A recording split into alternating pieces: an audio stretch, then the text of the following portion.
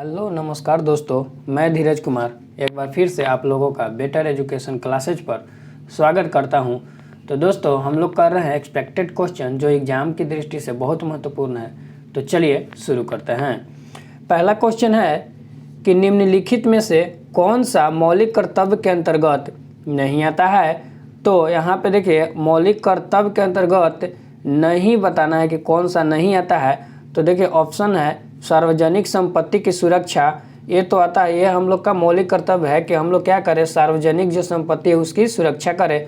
प्राकृतिक पर्यावरण का संरक्षण तथा उसमें सुधार, ये भी हम लोग का मौलिक कर्तव्य है। सद्भाव को बढ़ावा देना, ये भी मौलिक कर्तव्य है। और डी में है कि अभिव्यक्ति की स्वतंत्रता का संरक्षण। तो देखिए ये जो है अभिव्यक्ति की स्वतंत्रता, यह मौलिक कर्तव्य नहीं है, मौलिक अधिकार के अंतर्गत आता है, जो कि अनुच्छेद कितना में है, 19 में। तो इसका जो सही उत्तर होगा वह होगा ऑप्शन डी, अभिव्यक्ति की स्वतंत्रता। यह एक क्या है, मौलिक अधिकार है, ना कि मौलिक कर्तव्य है। नेक्स्ट क्वेश्चन पर चलते हैं। संसद के दोनों सदनों की संयुक्त बैठक को भेजे गए विधेयक का पारित होना आवश्यक है। तो यहाँ पे देखिए संसद का जो क्या होता है, संयुक्त बैठक होता है, तो उसमें जो विधेयक पारित होगा वह उपस्थित सदस्यों की साधारण बहुमत से होगा। यानी कि इसमें विशेष बहुमत की आवश्यकता नहीं होती है, साधारण बहुमत से ही क्या होगा, संसद की संयुक्त बैठक में विधेयक पास हो जाएगा। संयुक्त बैठक अनुच्छेद कितना के अंतर्गत आता है, तो यह आता है 108। नेक्स्ट क्वेश्चन पर चलते हैं। नेक्स्ट क्वेश्चन है कि भारत के राष्ट्रपति पर महाभियोग की प्रक्रिया किस देश से ली गई है। तो देखिए यहाँ पे ऑप्शन है ब्रिटेन, कनाडा, रूस और इनमें से कोई नहीं। तो देखिए जो महाभियोग की प्रक्रिया है राष्ट्रपति पर वह लिया गया है यूएसए से।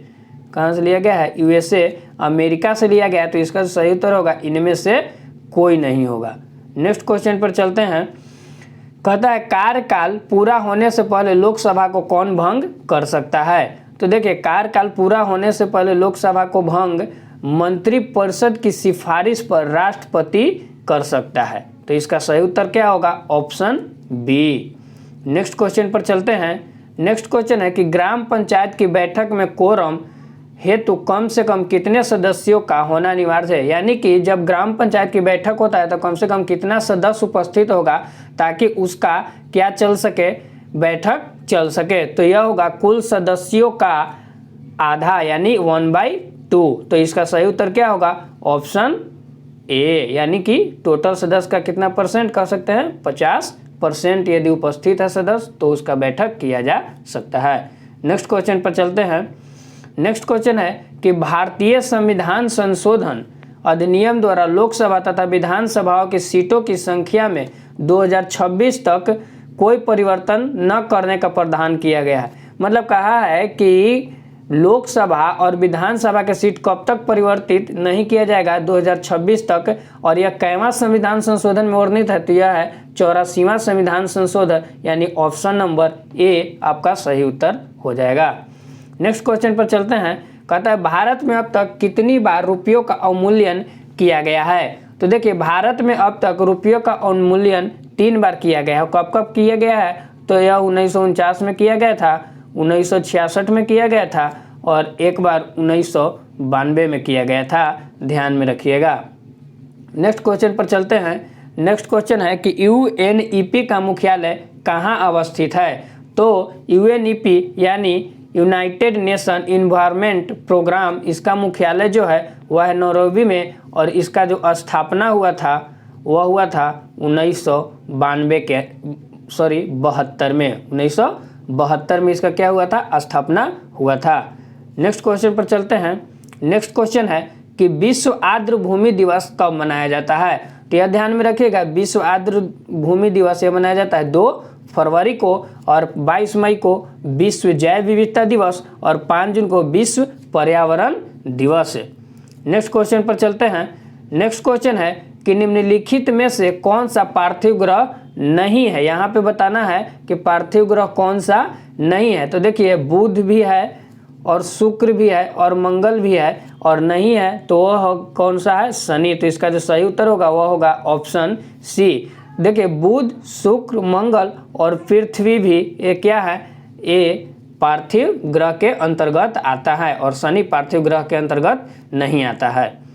नेक्स्ट क्वेश्चन पर चलते हैं। नेक्स्ट क्वेश्चन है कि आयोडीन परीक्षण किसका पता लगाने के लिए प्रयुक्त किया जाता है? तो यह पता लगाने के लिए कार्बोहाइड्रेट का, मतलब जो आयोडीन परीक्षण हम लोग करते हैं वो किसका पता लगाता है? वह शरीर में कार्बोहाइड्रेट की मात्रा का क्या लगाता है? पता लगाता है। नेक्स्ट क्वेश्चन पर चलते हैं। नेक्स्ट क्वेश्चन है कि टिटेनस का कारण क्या है? तो देखिए टिटेनस क्लोस्ट्रीडियम जीवाणु के कारण होता है, जो DPT इसके लिए क्या लगता है? टीका लगाया जाता है। ठीक है, नेक्स्ट क्वेश्चन पर चलते हैं। नेक्स्ट क्वेश्चन है कि हाइड्रोक्लोरिक अम्ल का एक अन्य नाम क्या है? तो यह ध्यान रखिएगा, म्यूरिएटिक अम्ल को हाइड्रोक्लोरिक अम्ल कहा जाता है। नेक्स्ट क्वेश्चन पर चलते हैं। नेक्स्ट क्वेश्चन है कि बिना बुझा हुए चूने का रासायनिक नाम क्या है? तो बिना बुझा हुए चूने का रासायनिक नाम है कैल्शियम ऑक्साइड यानी CaO, यानी ऑप्शन ए सही उत्तर होगा। नेक्स्ट क्वेश्चन पर चलते हैं। नेक्स्ट क्वेश्चन है कि वस्तु का संवेग किन कारणों पर निर्भर करता है? तो देखिए वस्तु का संवेग जो है द्रव्यमान और गति दोनों पर निर्भर करता है, तो इसका सही उत्तर होगा वह होगा ऑप्शन ए तथा बी। अब संवेग का आपको पता होगा कि P बराबर फॉर्मूला होता है mv, तो यहाँ से आप निकाल सकते हैं कि संवेग हो गया P और m हो गया द्रव्यमान और v हो गया वेलोसिटी यानी गति, तो A और B इसका सही उत्तर होगा, यानी कि ऑप्शन डी द्रव्यमान और वेग दोनों पर निर्भर करता है। नेक्स्ट क्वेश्चन पर चलते हैं। नेक्स्ट क्वेश्चन है कि MRI मशीन में निम्न में से किसका प्रयोग किया जाता है? तो यहाँ तरंग बताना है, तो देखिए यहाँ पर चुंबकीय तरंग का प्रयोग किया जाता है MRI मशीन में। नेक्स्ट क्वेश्चन पर चलते हैं। नेक्स्ट क्वेश्चन है कि मध्य प्रदेश में खजुराहो समूह के स्मारकों में किस धर्म का मंदिर है? तो मध्य प्रदेश में खजुराहो जो स्थान है वहाँ पे जो स्मारक बने उसमें हिंदू और जैन दोनों का है, तो इसका सही उत्तर होगा ऑप्शन ए और बी दोनों। नेक्स्ट क्वेश्चन पर चलते हैं। नेक्स्ट क्वेश्चन है कि नालंदा विश्वविद्यालय को नष्ट करने वाला मुस्लिम आक्रमणकारी कौन था? तो देखिए नालंदा जो विश्वविद्यालय उसका जो नष्ट किया था वह किया था बख्तियार खिलजी। अब यहाँ पे ऑप्शन पे आप गौर कीजिएगा, एक बख्तियार शाह भी दिया हुआ है और एक मोहम्मद बिन बख्तियार खिलजी, तो ऑप्शन को सही से पढ़िएगा, तो इसका सही उत्तर होगा ऑप्शन डी यानी बख्तियार खिलजी। नेक्स्ट क्वेश्चन पर चलते हैं। निम्नलिखित में से किस राजपूत राजा ने मोहम्मद गौरी को पहली बार हराया था? देखिए यहाँ पे कहता है किस राजपूत राजा ने मोहम्मद गौरी को पहली बार हराया था, तो यहाँ पे देखिए पृथ्वीराज चौहान द्वितीय दिया हुआ है लेकिन पृथ्वीराज नहीं है, तो इसका जो सही उत्तर होगा वह होगा ऑप्शन सी यानी भीम द्वितीय एक ऐसा राजा था जो मोहम्मद गौरी को पहली बार हराया था। नेक्स्ट क्वेश्चन पर चलते हैं। नेक्स्ट क्वेश्चन है कि निम्नलिखित घटनाक्रम का सही कालानुक्रम बताएं। तो देखिए यहाँ पे है कि घटनाक्रम का सही से बताना है, तो देखिए सिपाही विद्रोह, वास्को डी गामा का भारत आगमन और बाबर द्वारा मुगल साम्राज्य की स्थापना। तो देखिए सबसे पहले इसमें से वास्को डी गामा भारत आया तो दो होगा सबसे पहले, और देखिए केवल ऑप्शन सी में ही दो सबसे पहले है, तो बाकी सब ऑप्शन को हमको चेक करने की आवश्यकता नहीं है, तो इसका सही उत्तर हो जाएगा ऑप्शन सी। इसे स्मार्ट वर्क कहा जाता है, ऐसे आप जल्दी से जल्दी क्या कर सकते हैं, क्वेश्चन सॉल्व कर सकते हैं। अब देखिए यहाँ पे वास्को डी गामा जो भारत आया था वह 1498 में आया, और सिपाही विद्रोह कब हुआ 1857 में, और ये क्या हो गया बाबर मुगल सम्राट 1526। ठीक है, तो यहाँ पे आप लगा सकते हैं कि 2 यानी कि वास्को डी गामा सबसे पहले, फिर 3 यानी बाबर द्वारा मुगल साम्राज्य की स्थापना 1526 में, और फिर 1 सिपाही विद्रोह 1857 में। नेक्स्ट क्वेश्चन पर चलते हैं। नेक्स्ट क्वेश्चन है कि कांग्रेस पार्टी में दूसरा विभाजन कब हुआ? तो देखिए कांग्रेस पार्टी में पूछता है कि दूसरा विभाजन, तो देखिए पहला विभाजन 1907 में हुआ था जो गरम दल और किस में बटा था, नरम दल में बटा था। ठीक है, अब यहाँ पे ध्यान रखिएगा कि जो दूसरा